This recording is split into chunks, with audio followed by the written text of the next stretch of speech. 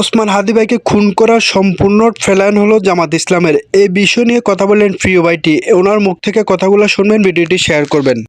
ইনকিলাব মঞ্চের নেতা ওসমান হাদিকে দুনিয়া থেকে শেষ করে দেওয়ার জন্য ৭০ লাখ টাকা খরচ করেছে জামাতে ইসলামী। শুনে চমকে যাচ্ছেন? চমকে যাওয়ার মতো আরও অনেক তথ্যই পাবেন আমার এই ভিডিওটিতে।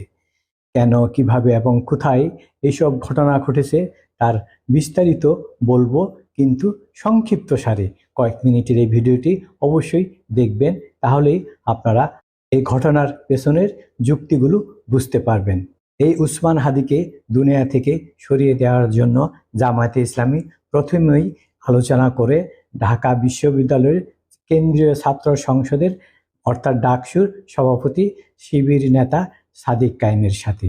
এজন্য সাদিক কায়েম জামায়াতে ইসলামের কাছে ১ কোটি টাকা দাবি করে, কিন্তু জামায়াতে ইসলামী ৭০ লাখ টাকা দিতে রাজি হয়। আর এই ৭০ লাখ টাকা হাতে পেয়ে এই চক্রান্তের কাজে মাঠে নেমে পড়েন সাদিক কায়েম। শেয়ার করুন। তিনি প্রথমেই বেছে নেন ছাত্রলীগ নামধারী গুপ্ত ছাত্র শিবির জেলবন্দি সেই ফয়সাল দাউদকে। কিন্তু তিনি তো জেলে, তাকে তো জেল থেকে বের করে আনতে হবে। এজন্য দেয়া হয় সেই বিতর্কিত ব্যারিস্টার শিশির মনিরকে, যিনি আবরার হত্যাকাণ্ডের সাথে জড়িত ছাত্র লীগ নামধারী ছাত্র শিবিরদের হয়ে কাজ করেছিলেন আদালতে। এর বিনিময়ে শিশির মনির ২ লাখ টাকা নেন এবং সেই দাউদকে মুক্ত করেন।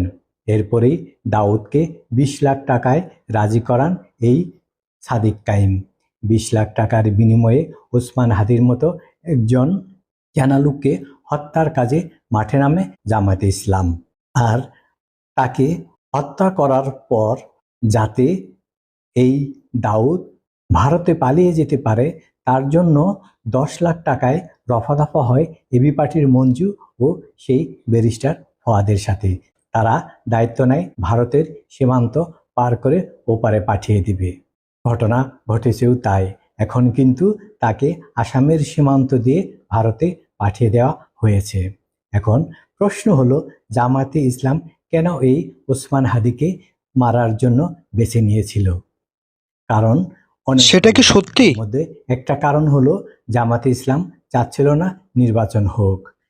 এই ইউনূস সরকারও চাচ্ছিল না সহসাই নির্বাচন হোক।